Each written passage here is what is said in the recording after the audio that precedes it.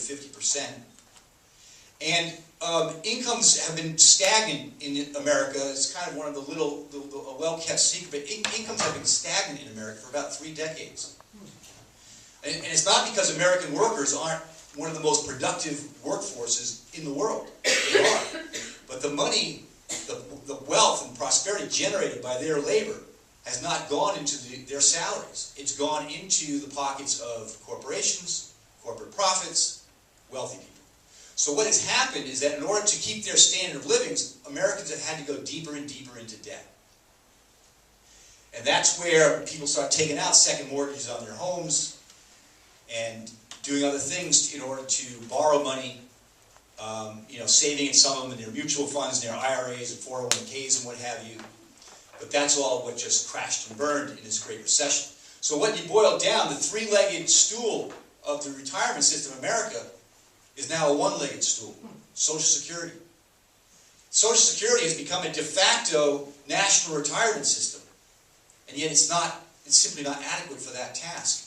Because the average payout for Social Security, when you retire, you're going to receive on average about 33 to 40% of your final salary, compared to a place like France where you get 75% of your final salary for retirement.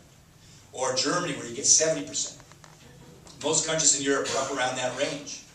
So not only is the three-legged stool now a one-legged stool, but that one leg is too short by half.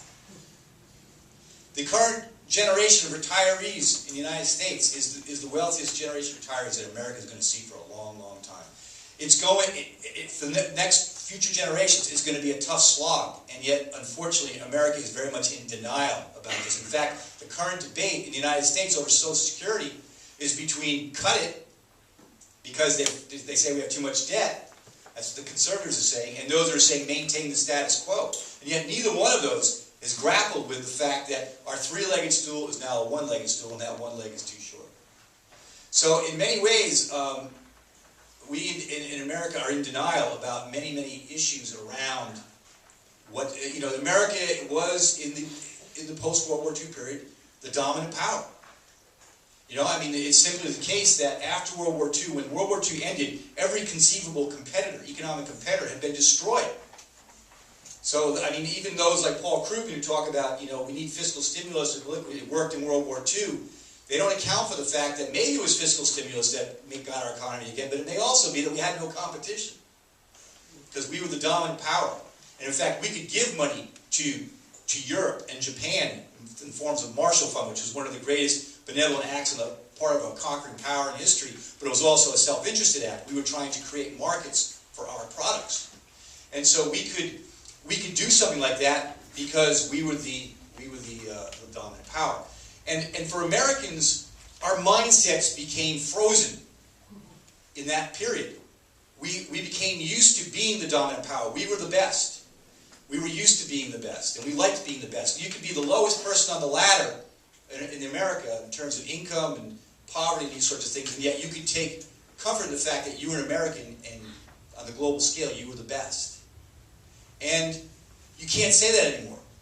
It's not that America isn't still a great country, it has a lot of great assets to it, but in terms of these things are relative now. It's a multipolar world, it's a more competitive world. And Americans are still have this attitude of we're the best, which sort of translates into, in certain ways, unfortunately, that we don't have anything to learn from other places and other people. And that's where, you look at the healthcare debate and where it's gone. They say it's either between socialized medicine, single payer, or between what we have now in the United States. And yet you have places like France, Germany, Belgium that don't have socialized medicine, single payer. They have a whole other third way that we can talk about later, because I'd love to hear your thoughts on it.